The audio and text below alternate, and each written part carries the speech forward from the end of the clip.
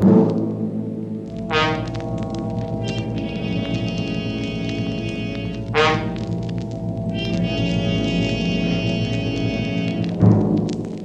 are isolated on a remote plantation in the crawling Amazon jungle, and an immense army of ravenous ants is closing in on you, swarming in to eat you alive. A deadly black army from which there is no escape.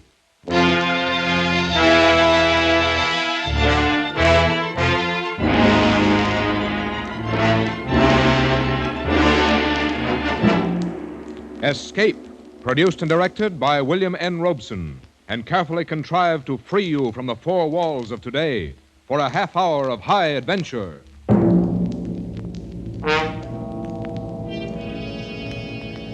Tonight we escape to the Amazon jungle and to a creeping, crawling terror, as Carl Stevenson told it in his gripping story, Leiningen versus the Ants.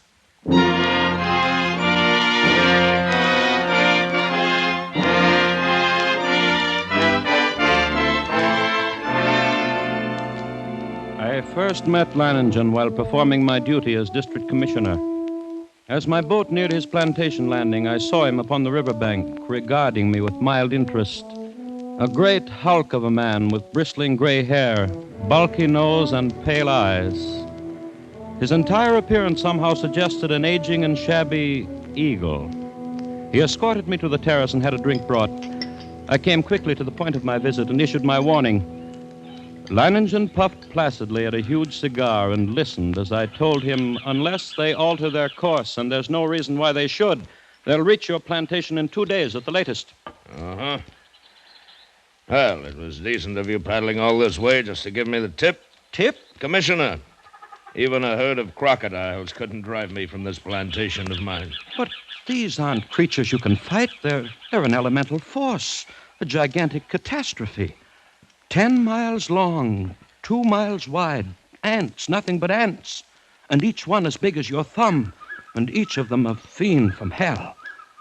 Unless you clear out at once, there'll be nothing left of you but a skeleton picked as clean as your own plantation will be. I'm not getting out. But you can't fight. Yes, I can. I've got the best weapon there is, Commissioner. Intelligence. But can't I make you understand the hideous... I think it is you who do not understand.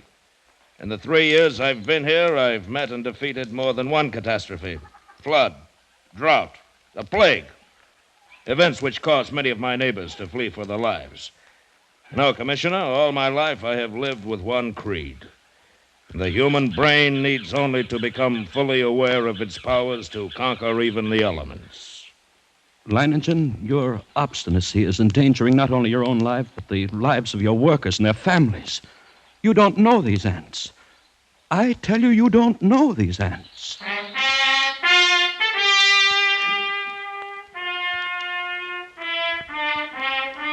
But Leiningen merely sat there, puffing at his cigar and regarding me with a smug grin, and I knew it was hopeless. As I boarded my launch and cast off, I realized I'd never met a man like that. And I could not help wondering about the strange look in the commissioner's eyes as he boarded his launch and cast off. Undoubtedly, he thought me insane.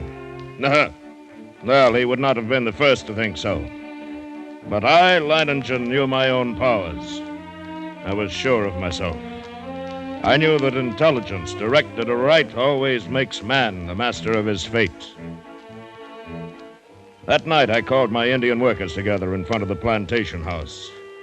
I saw their faces go ashen with terror as I told them that the ants were coming. Watched them as they milled around, muttering. I said nothing more to them. Finally, one of the men stepped forward. Blas, the foreman. Patron, we have worked hard here for these 3 years. All of us. We have built the finest plantation in this district. We all share in it. It has been a home for all of us and our families. Now the ants come. So? Those ditches we dug last year, the pipe we put in the ground, that was for the ants? Yes, that was for the ants. If we moved our families across the river, The ants could not reach them? Yes, that's right. And you? The ants are mighty. We know what they can do. All of us think that you are mighty. Patron, we will stay with you and fight against the ants. I knew that the men would give me that answer. I counted on it. I thought of the commissioner and wondered what he would say at such unquestioning confidence. Would he still think I was insane? All that night, Or had he I kept dismissed Leiningen me out of my from his mind? One man who calmly evaluated his chances against a deadly menace, coolly decided he could win and was willing to stake his life on it, to risk a horrible death for it. It was terrifying, and yet it was fascinating. The next morning, I sent for my assistant. Together, we went to the huge map of the district which hung from a wall of my office and checked the last reported position of the ants. Last night they had reached here, about 70 miles above this fork in the river. Traveling southeast. Yes. Directly toward Leiningen. Toward whom, sir? That plantation at the bend in the river belongs to a man named Leiningen. When would you say the ants will reach there? I don't know. I mentioned about tomorrow noon. Tomorrow noon, still time. Still time? What do you mean, sir? Why, nothing.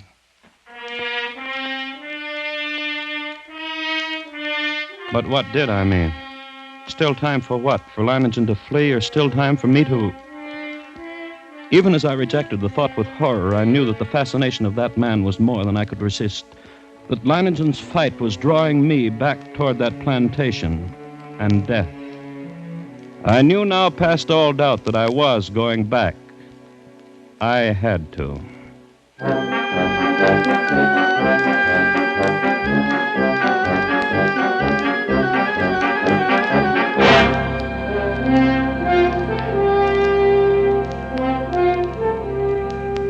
It was 10 o'clock in the morning when I rounded the bend and saw Leiningen's plantation before me.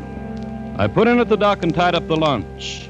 Then I saw him standing on the bank above me, arms folded, stubby cigar in his mouth, and that same smug grin on his face. I made my way up to him. Back with another warning, Commissioner? No. Back to stay a while? Yes.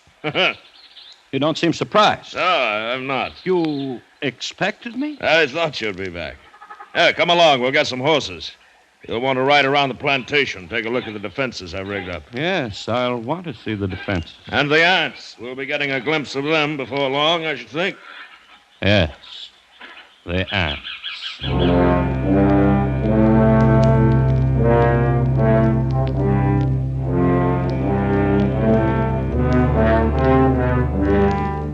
The defenses Leiningen had devised were quite impressive. Surrounding three sides of the plantation like a huge horseshoe was a ditch 12 feet wide. The ends of this horseshoe-shaped ditch ran into the river which formed the fourth side of the plantation. And at the upriver entrance to the ditch, Leiningen had constructed a dam by which the river water could be diverted into the ditch. A large hand wheel controlled the floodgate of the dam, and apparently Leiningen had ordered it opened immediately after my arrival. For as we now approached the ditch and rode along it, I could see that it was nearly full. How do you like my first line of defense, Commissioner? It's reassuring, like a moat around a castle. Unless the ants know how to build rafts, they won't reach the plantation. But this is only the outer moat. There's a better one than this. Now, come along. We'll go up to the high ground where the buildings are. We can get a view from there. Leiningen. Huh? I didn't see any women or children around the plantation or any animals. Yes, that's right. Moved them across the river. And even you think there is danger. Not because of danger, Commissioner. Matter of efficiency. Efficiency? Yes, cuts down on the efficiency of the men if they're worried about their families. Critical situations only become crises when oxen and women get excited. I see. Here we are. See the ditch? It's much smaller than the others. Yes, you've noticed how all the buildings are on this piece of high ground. The inner ditch surrounds them, and it's lined with concrete. But even filled with water, this is no barrier. It's not big enough. Why, if the ants get this far, they'll get no farther. This ditch wasn't built for water, Commissioner. You see the pipes leading into it? See those storage tanks on the hill? Petrol. We can throw up a wall of flame. Care to bet they won't like that? I hope you're right. Leiningen, look. Over at the edge of the jungle, all those animals. Yes. Running like the wind. Everything from jaguars to monkeys. Good heavens. Remember, they don't have any ditches. But can they escape? Now, they'll be all right as long as they don't get caught between the river and the ants. They can outrun the crawlers. But if they get trapped, it's either the ants or the crocodiles. Look. Up there over the horizon. There are your ants. Look at them.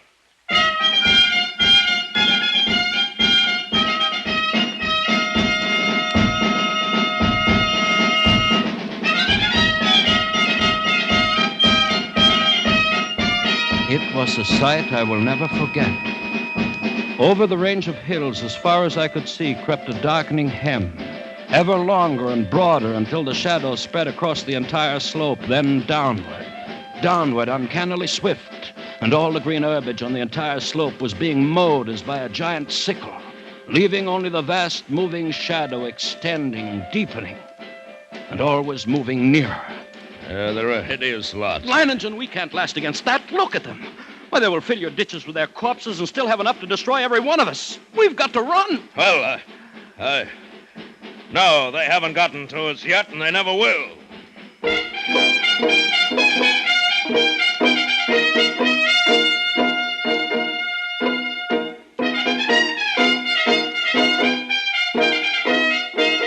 The hostile army was approaching in perfect formation. No human battalions, however well drilled, could ever hope to rival the precision of that advance. Along a front that moved forward as uniformly as a straight line, the ants drew nearer and nearer to the water ditch. As they approached, two outlying wings of the army detached themselves from the main body and started marching along the sides of the ditch, no doubt expecting at some point to find a crossing. And during this hour-long flanking movement, the main army remained still. Across the scant 12 feet of ditch, I stared at them, and they stared back at me. Solid mass, every one as big as my thumb, with reddish-black body and long legs.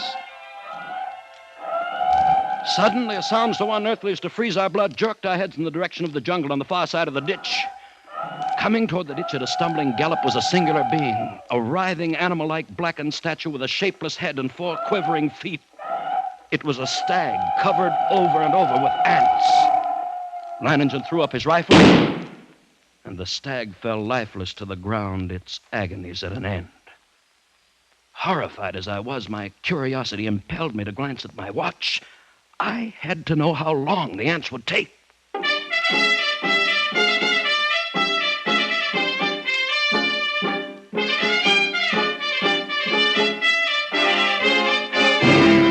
After 6 long minutes, only the white polished bones of the stag remained. Now I could see a change in Leiningen. Gone was the sporting zest of the novel contest. In its place was a cold, violent purpose. He had to beat the ants because he now knew how long it would take them once they got to us.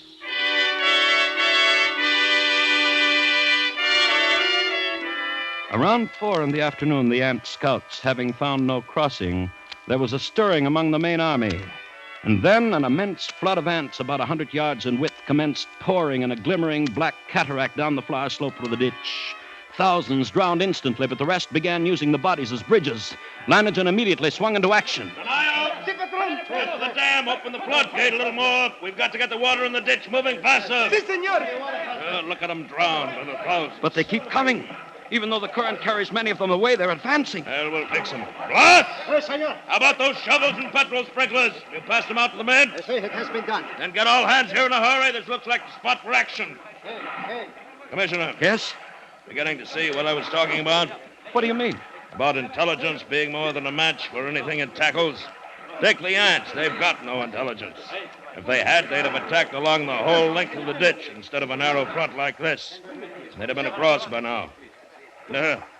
Too bad I'm not running their campaign for them. You can joke about it like that with ants halfway across the All right, ditch? men. Busy with the shovels now. Dump some sand and clods on them. See how they like that. You with the petrol sprinklers. Stop pumping. Aha!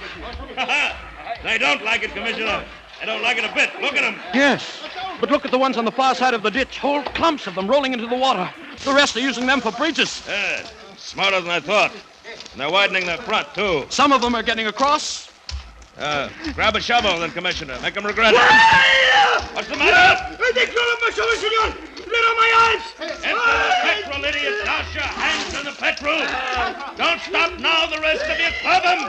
Club them. We cannot hold it back, senor. We must run. Keep at it. Keep at it. Don't stop now.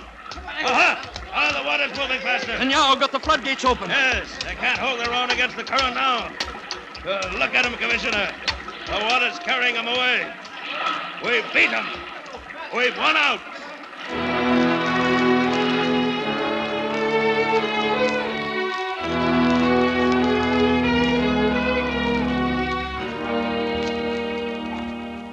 It was true. Leiningen had won. At least the opening round. The floodgates were left open to forestall any night crossing. But when dawn came, the dark blanket was still there, motionless across the ditch. Then we noticed a feverish activity on the other side of the plantation. Here, a grove of tamarind trees lined the far end of the ditch, and every tree swarmed with the crawling insects. But instead of eating the leaves, they were merely gnawing through the stems so that a thick green shower fell steadily to the ground. Well, it looks as if it's feeding time for our friends, eh? Boss, Senor. have all the petrol pumps brought here. Get everyone over here except the lookouts on the other side. Then pass out the shovels. Si, senor. Going to deprive them of a meal? A meal? Aren't they cutting down the leaves for food? No. I wish they were. Looks like I underestimated them when I said they didn't have intelligence. What do you mean? I said if they wanted to get across, they'd have to have rafts. And that's just what they've got. Those leaves are their rafts. Even as he spoke, the leaves went tumbling down the far bank by the thousands. The current drew them away from the bank, and each leaf carried several ants. Don't worry. As long as you can keep spraying them and shoveling dirt on their rafts, they can't land. But there will be too many. It's true. Look, more leaves in the ditch all the time. Why, they'll have a solid carpet to walk across in a minute. Not so fast, Commissioner. I've still got a trick up my sleeve for them. The water! The ditch is drying up. Yes, of course it's drying up. That's the plan. Those are the orders I sent to the dam. Are you mad? As soon as it's empty, what's to prevent the... Look, the water's way down. It's almost dry. They'll be able to come across the bottom. They'll not make it. The man at the dam will have opened the gates by now. To flood the ants? Right. But what a chance to take. If anything should happen... Here it comes. Here comes the water. Yes, we'll give the crawlers a ditch to ride in. Right out to the river. There. Look at them go.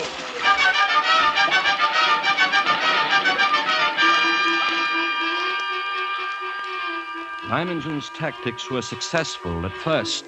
The violent flow of water at the original depth raced through the ditch, overwhelming leaves and ants and sweeping them along. 3 times the ditch was emptied.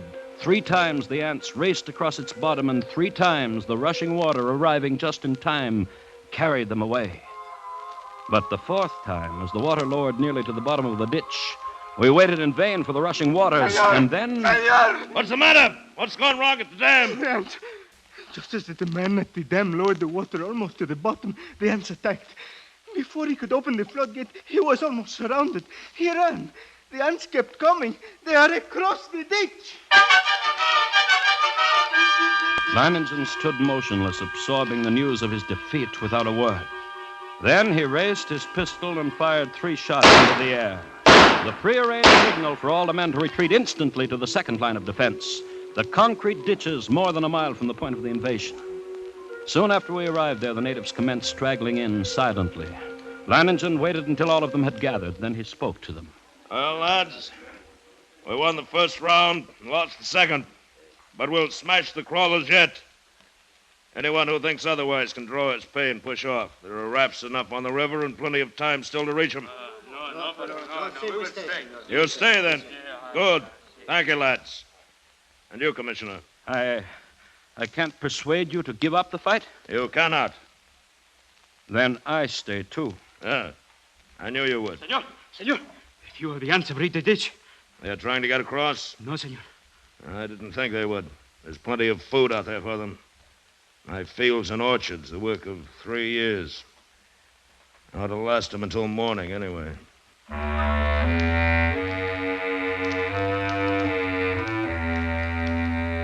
Yes, we were safe for that night. But the next morning, the black swarm was solid around us, and their shock troops were hard at work. They were dropping shreds of bark and twigs and leaves into the petrol-filled ditches, forming a floating bridge across the surface of the liquid. Leiningen stood silently watching this operation, and I could see a grudging admiration in his face. Then, after several hours, the attack came.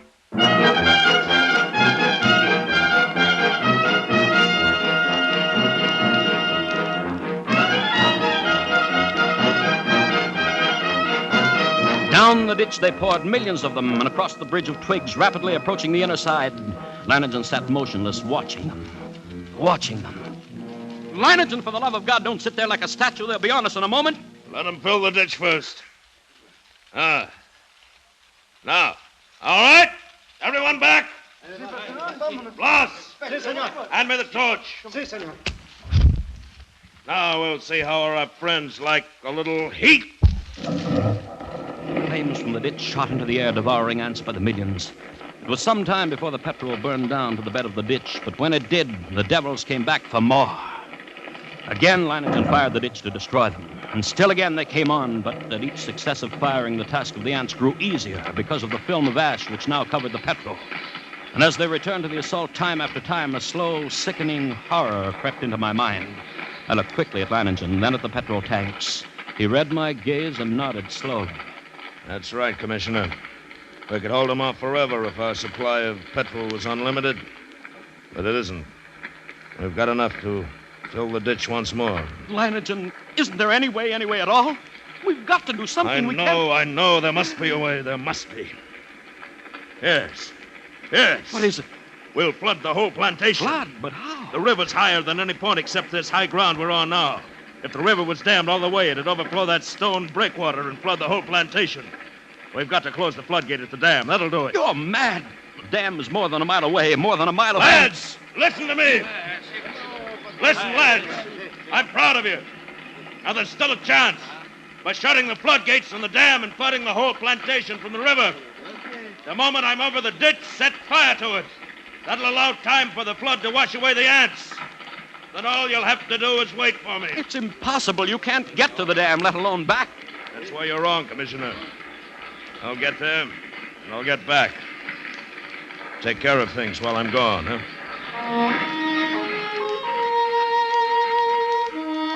I watched him as he calmly pulled on high leather boots, drew gauntlets over his hand and stuffed the spaces between breeches and boots, gauntlets and arms, with petrol-soaked rags.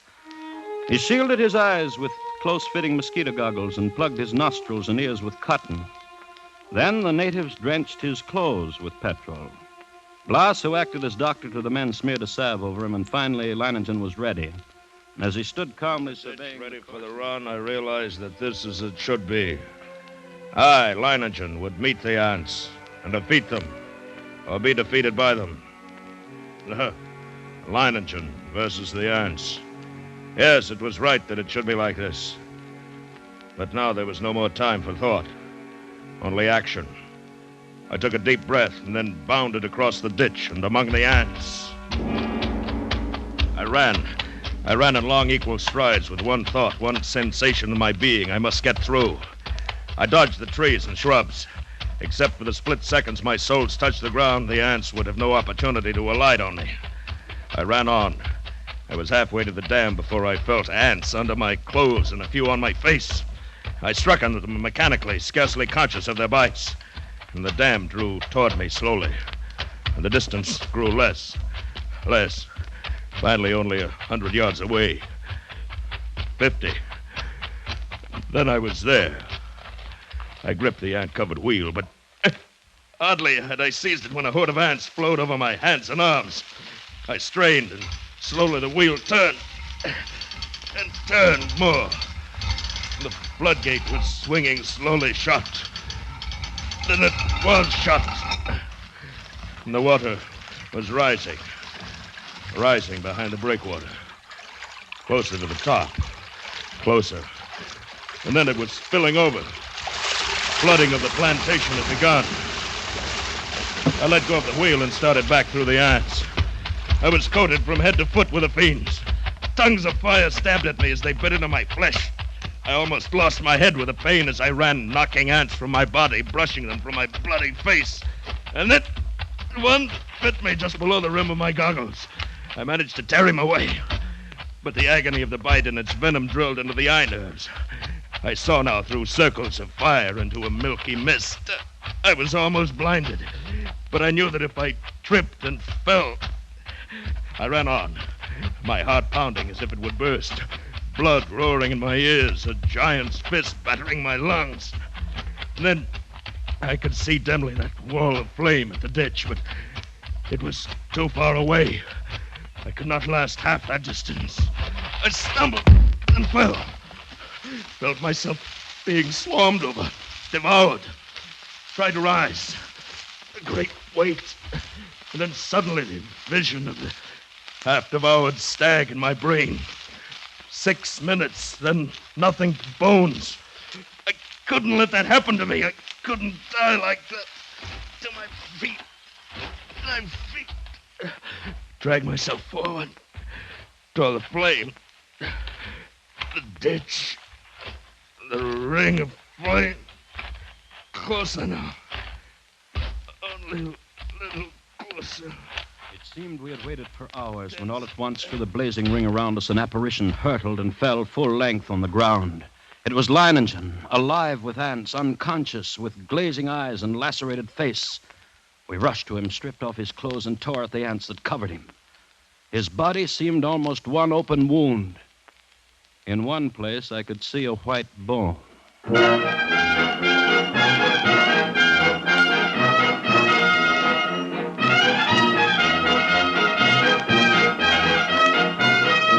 Later, as the curtain of flame lowered, I looked out where the blanket of ants had been and saw only a vast expanse of water, covering the entire plantation and working its way to within a few feet of the concrete ditch.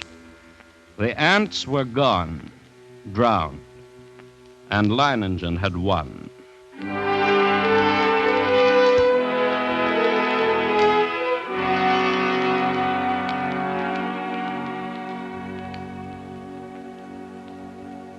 He lay on his bed, his body swathed from head to foot with bandages, but alive and still in command.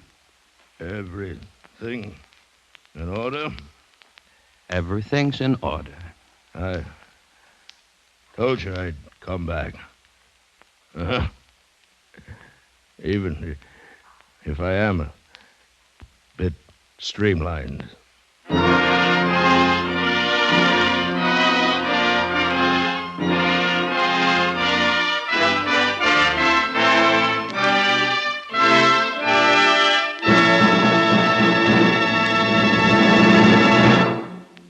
Escape is produced and directed by William N. Robeson, and tonight brought you Leiningen versus the Ants by Carl Stevenson, adapted for radio by Robert Reif, with William Conrad as Leiningen and Lou Merrill as the commissioner. Music was conceived and conducted by Cy Feuer. Next week... You are groping through a dark alleyway in the French Quarter of New Orleans, with terror driving you on. And always before your eyes is the malevolent stare of a voodoo man, striking you with a deadly curse from which you must escape.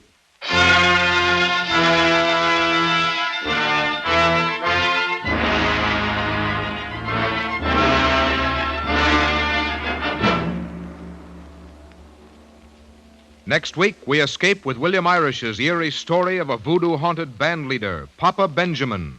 Good night, then, until this same time next week, when we again offer you Escape.